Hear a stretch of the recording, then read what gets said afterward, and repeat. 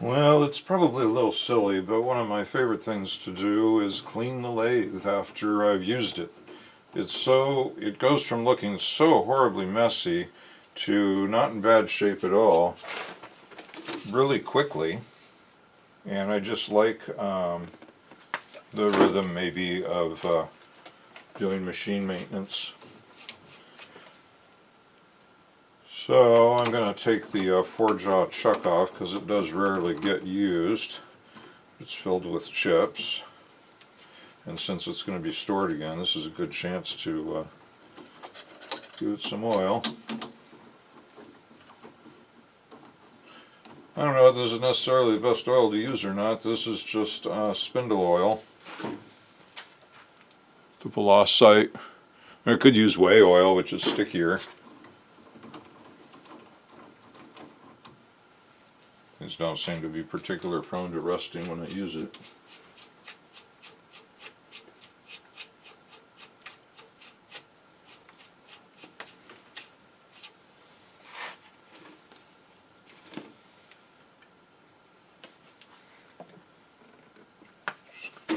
Sometimes you don't have enough hands, huh? Use these as the oil dispensing device.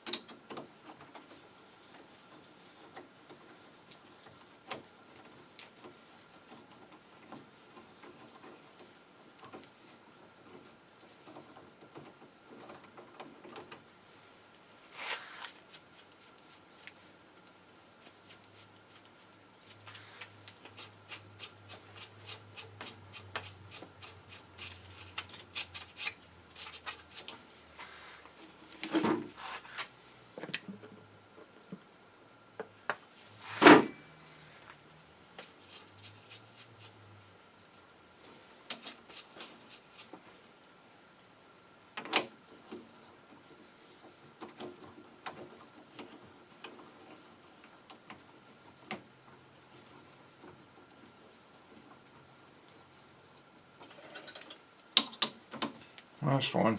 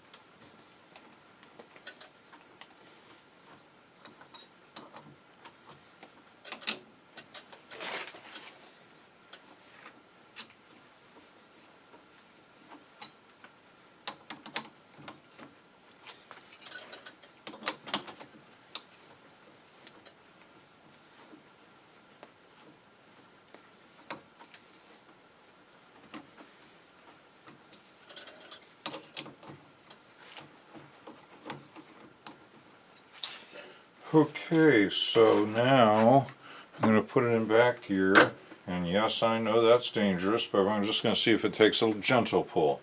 And if it needs more than a gentle pull, then I've got a back gear holder. But just took a gentle pull.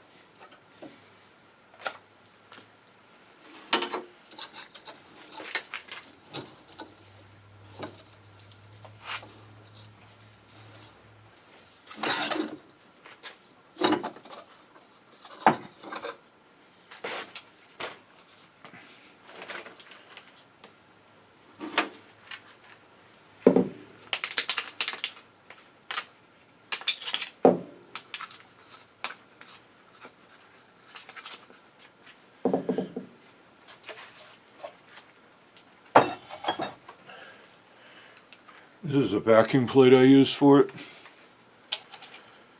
because it didn't hit the shoulder. The chuck, that is, didn't hit the shoulder, so I just made a backing plate for it. It's probably not the nth degree of accuracy, but it's adequate for the kind of projects I do.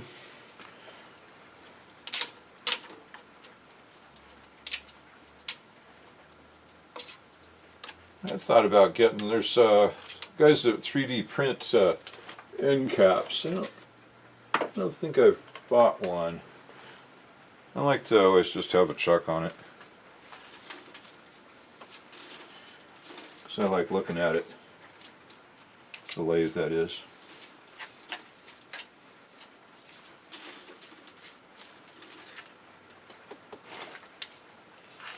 Alright, so I didn't need to take this out. I wasn't thinking ahead.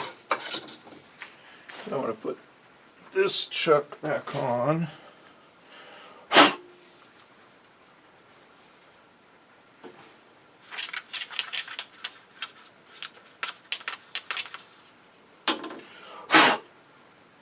Alright, I'll be back. Alright, so I blew those chips out, and I took some out of the 4-jaw chuck also while I was at it. Oh, there we go. And I made sure to clean the the facing surfaces.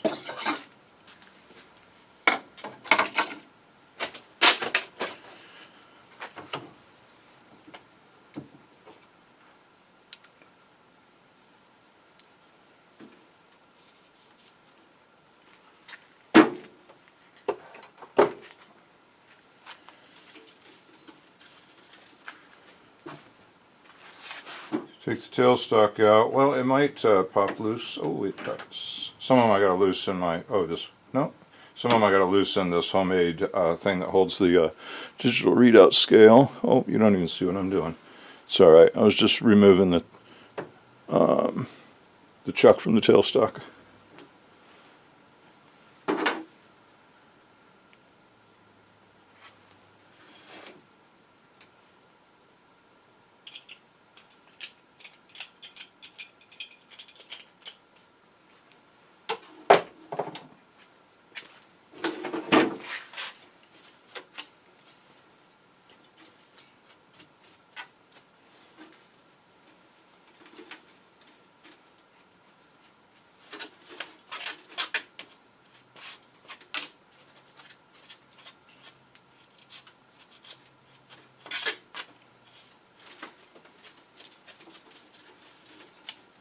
The bracket for the digital readout head back here is stuck on with neodymium, so it's always fun when I cut steel.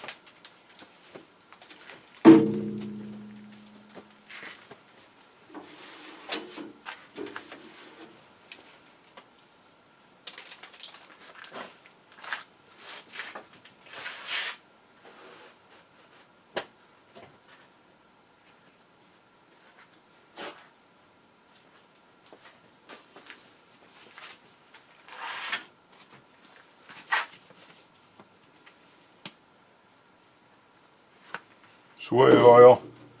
It lost its label a long time ago, but I got stuck up over on the gun safe, so remind me what the product is. But they sell this these two things together. I think typically, I remember right. By two things, I mean the spindle oil and the whey oil.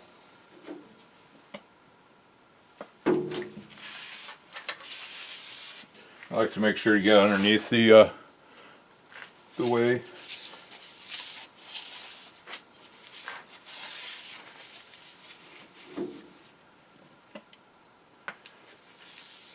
This lathe had been used in a situation with a water cooling system. It had been the table had been plumbed for it. So the chip tray, that's right, should I call it not a table? The chip tray it was just severely corroded, so I bondoed it and sanded it before painting it. And the wheys have a little bit of rust here, but doesn't impact its performance for my use. Oops, I like to put a little bit of whey oil on the felts.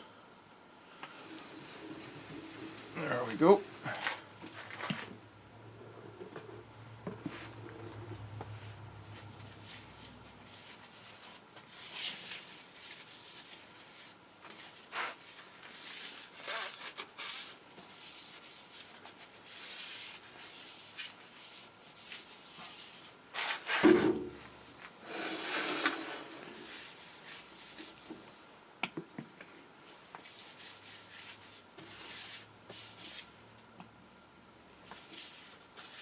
Oh, I probably got my back to the camera.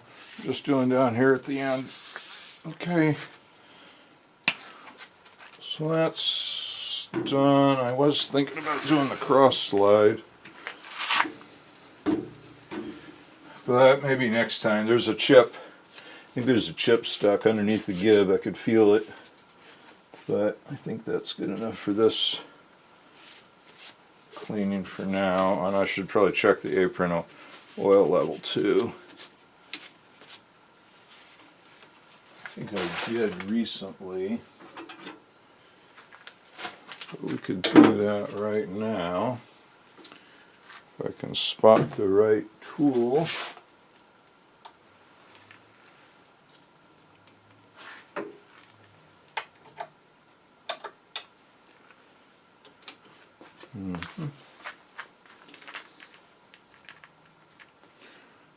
Well, you can't see what I'm doing. Pulling the fill plug out of the apron. And I used goldenrod and hydraulic fluid. It's the number 30 of whatever this is. ISO 32 hydraulic oil.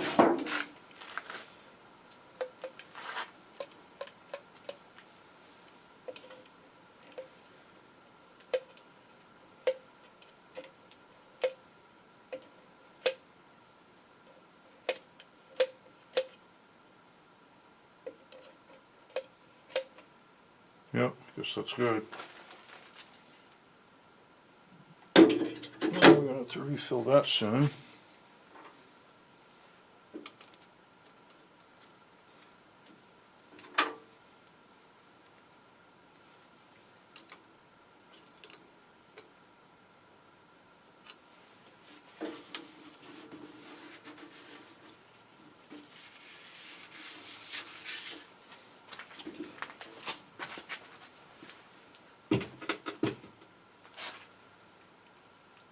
Alright, well, it's not perfect. I see a couple little pockets back here that still have a few chips, but at least I can look at this with pride while I go work on some wiring. It's always something, right? I like to park the apron up near this support end and not leave it hanging out here in the middle, and then the tailstock I like to put over the support at that end.